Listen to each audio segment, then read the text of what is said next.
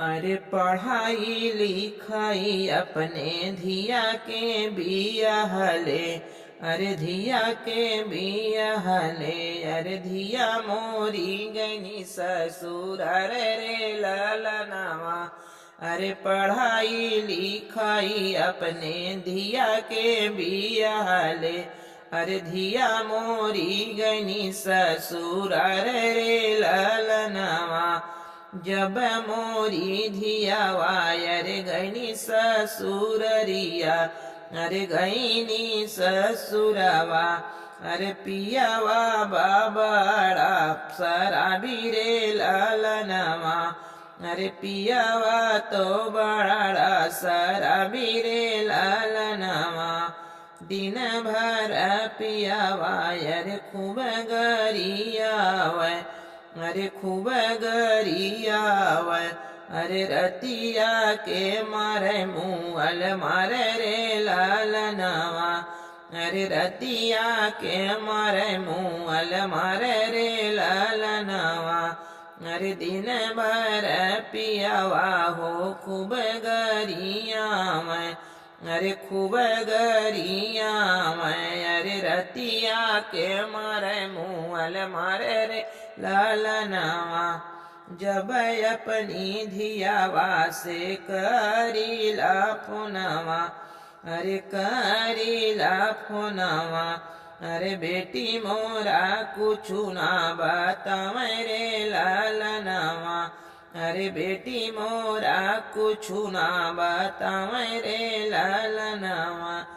जब अपने धियावा से पूछी ली हलिया, अरे धिया मोरा कुछु ना बतावे रे ललनवा। रतिया या दिन मैया इतना मैं कलपाऊं, अरे कितना मैं तुह से बताऊं रे ललनवा। रतिया या दिन मैया इतना मैं कलपाऊं, अरे कितना मैं तुह से बताऊं रे ललनवा। हमारी विपतिया मैया जही दीना सुनबू, अरे जियत जियत मारी जैबू रे ललनवा। अरे हमारा दुखाए मैया जही दीना जनबू, अरे सुनत तो ही हमारी जैबू रे ललनवा।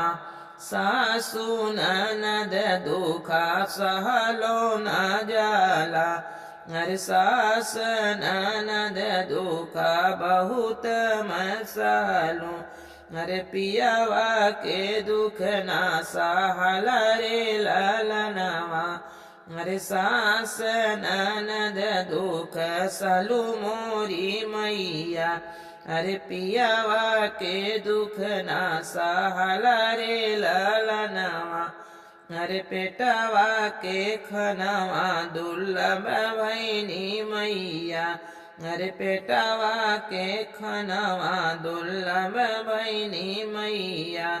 अरे कितना मैं दुखवा बताऊं रे ललनवा, अरे आपन दुख कैसे कहो रे ललनवा।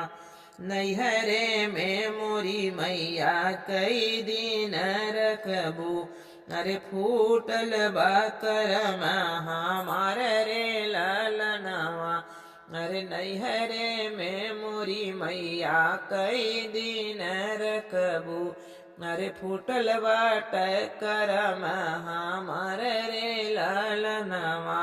अरे पढ़ाई लिखाई अपने धिया के बियाहले, अरे धिया मोरी गईनी ससुर रे ललनवा।